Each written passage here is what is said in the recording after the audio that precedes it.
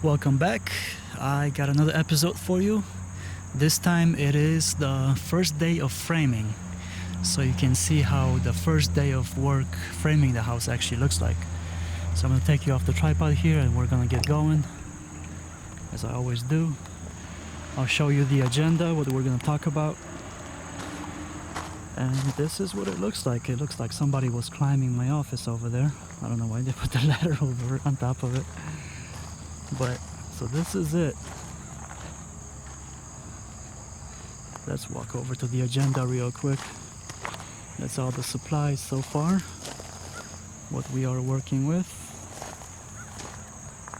Gotta watch my steps so I don't fall and break my face. Alright, so this is gonna be short and sweet. Because it's not very complicated. So the first day of framing, I would have done an episode a little bit sooner, but it rained 6 days in a row. Just rain day after day after day.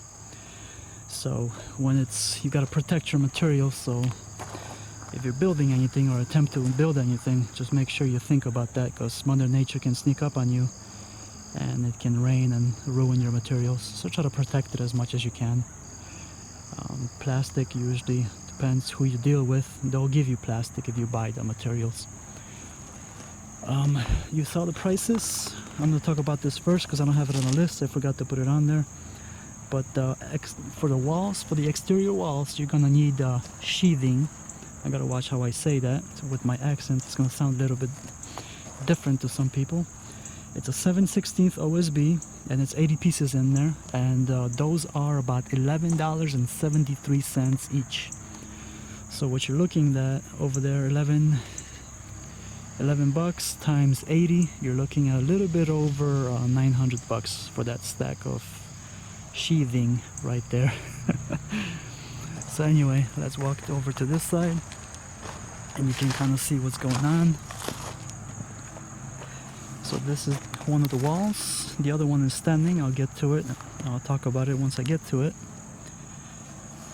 So here, the first thing is, this part is gonna sit on the ground. So this has to be pressure treated. So just keep that in mind if you're putting the house on top of a concrete foundation like I am right here. So if you're doing that, this has to be pressure treated on the exterior walls and also on the interior walls as well. What pressure treated means is basically the wood is treated with a chemical so it resists rotting and insects and all the other funky stuff. But it just basically helps out with longevity of the wood, since your house is literally sitting on this. This is called a bottom plate. So this has to be pressure treated, just keep that in mind. And these 2x4s are spaced out 16 on center. So basically every 16 inches you're hitting the middle of it. You can kind of see the marks here, how the guys laid out everything. So that's what it means when somebody says 16 on center. A lot of the sheathing I just showed you comes with 4x8 sheets. So if you put this on, it basically, once one board goes, and it basically should break right in the middle of it. So then the other one comes and it breaks also in the middle of it. So you don't have a board that's basically floating right here, and that wouldn't be good. So you always want to end on the middle of a stud. This is one of the windows. That's the bedroom window. I like windows, so once this house goes up a little bit more, you'll see how many windows I put in it. So this is a little side window, just so you can see on the side of the house what's going on. Let's walk over there, and that's the header.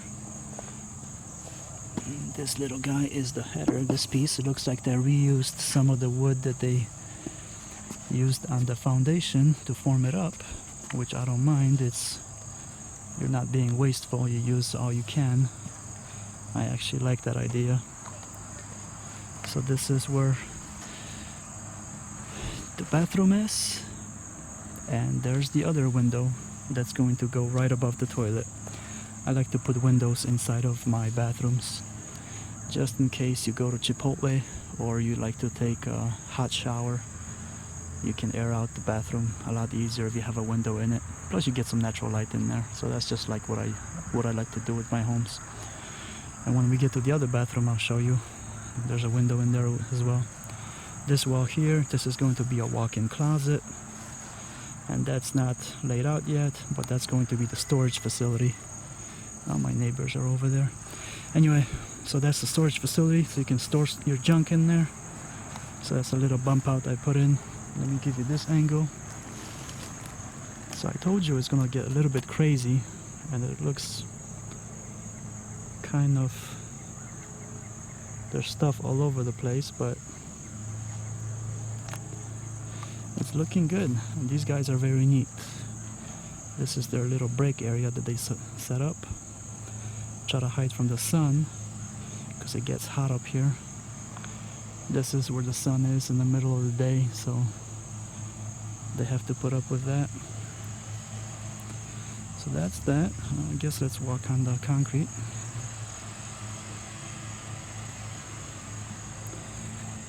There's another header. So they made some headers, getting ready for tomorrow. So they work. I mean, I love these guys. They do a very good job. This is the other window. It's a 4x4 window, 4 feet by 4 feet, also known as a 4040, contractor fancy talk. And if you get to it, you kind of on an angle, you got a little bit of that view over there.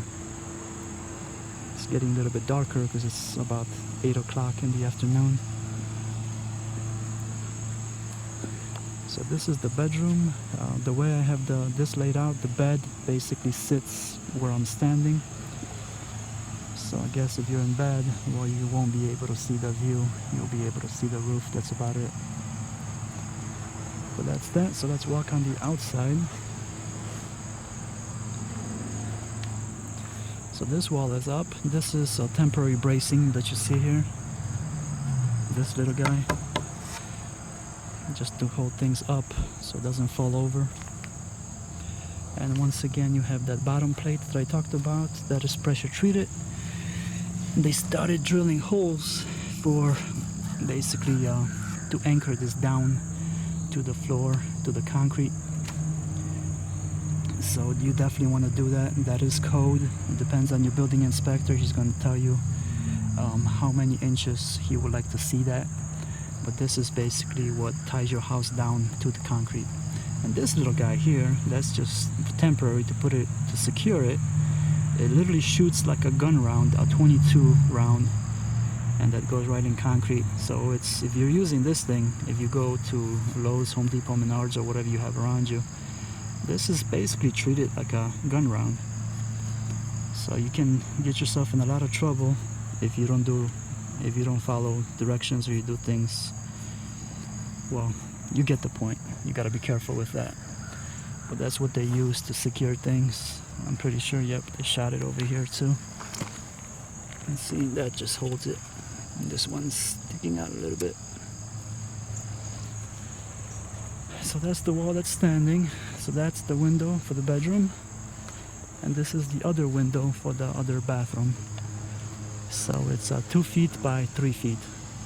So 2 feet across and then 3 feet going down. So 2030. Fancy talk again. And see, that's how it's basically framed. So that's how it looks. There you go, another hole that they made for the bolt. Corner, nice and solid. 3 pieces. Let's back up here. More bracing. So that's basically right here what I have everything centered on. It's basically, that's where the bathroom is. So that's the bathroom. If you didn't watch the other episode, this thing sticking out, that's for the washer and dryer. Right here. So this is it. So everything is turning out great. Concrete dried out. You gotta give it a couple of days to dry.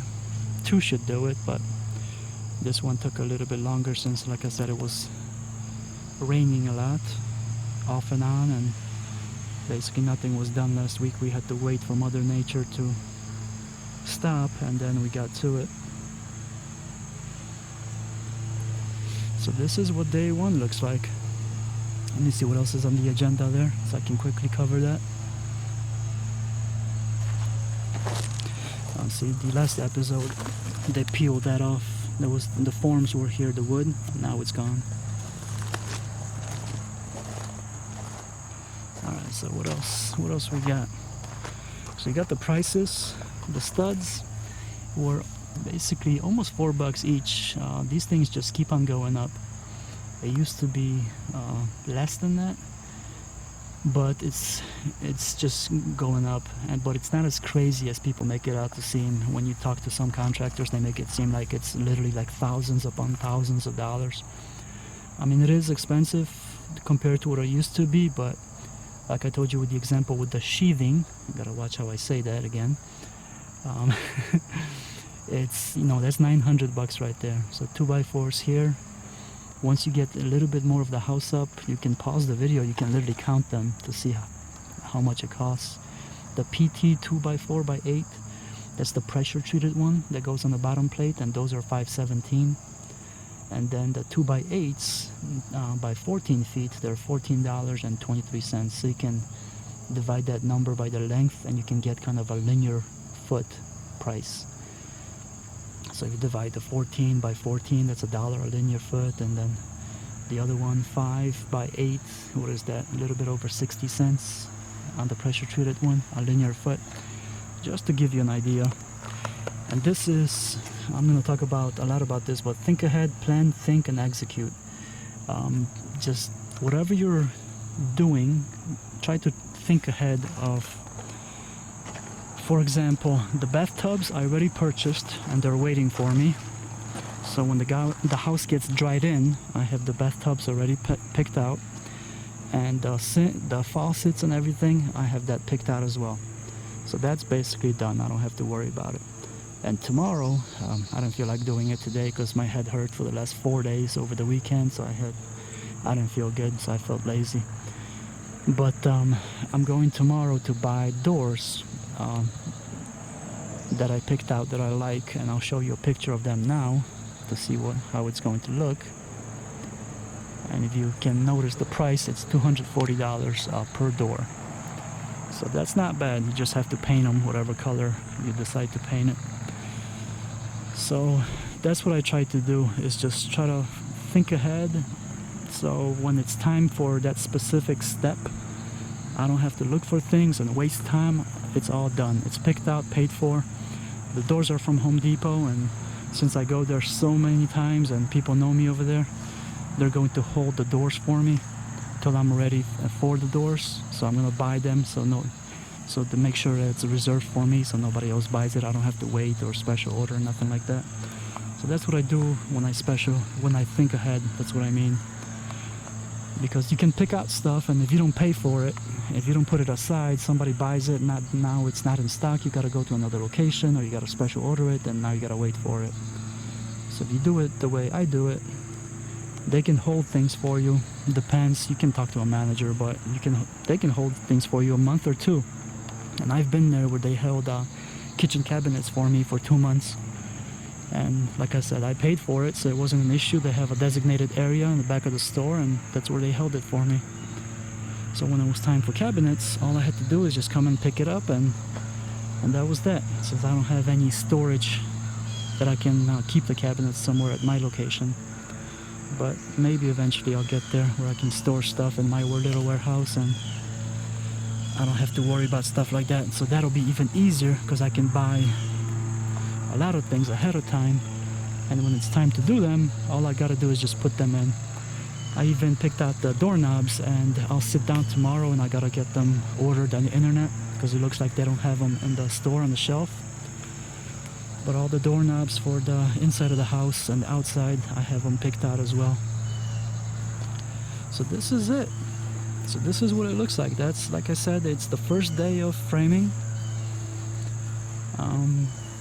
Let me go on the other side so you can kind of get an idea how many 2x4s there are, and to see if you can do something like that, which I think a lot of you guys should sell yourself short and you can actually do this. I mean, look at that. I mean, it's a lot going on, but then again, it's really not. And I don't see why you can't do something like this with family, friends, or even if you hire somebody. You can kind of know what to expect, and that's what this channel is going to teach you, to how much this stuff costs. And as you can see a pattern if you watch the other episodes, I share with you also how much I pay for stuff when I have to pay people, so you get an idea of what it actually is and how much it is to build a house. And like I keep saying, it's not rocket science, and as long as you keep things simple, that's a big point. If you keep it simple, it's not that expensive. But the simplicity thing is crucial. That is very, very big, because the more complicated you get, the more it's gonna cost you.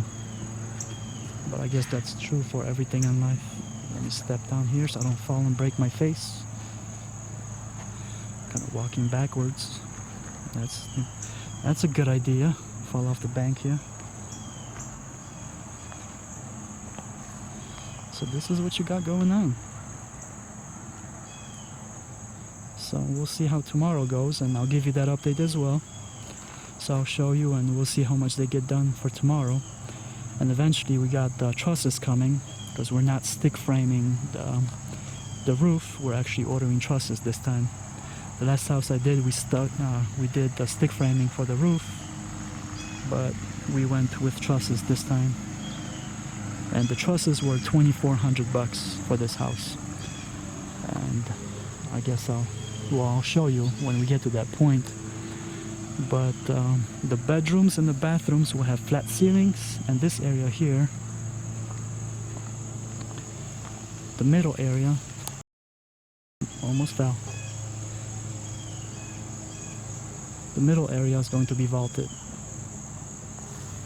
So that's basically that. I'm gonna sit down here. Oh yeah. So that's it. That's the little house, 864 square feet, 24 by 36. So thank you very much for watching, and I will see you in the next episode. Take care, guys.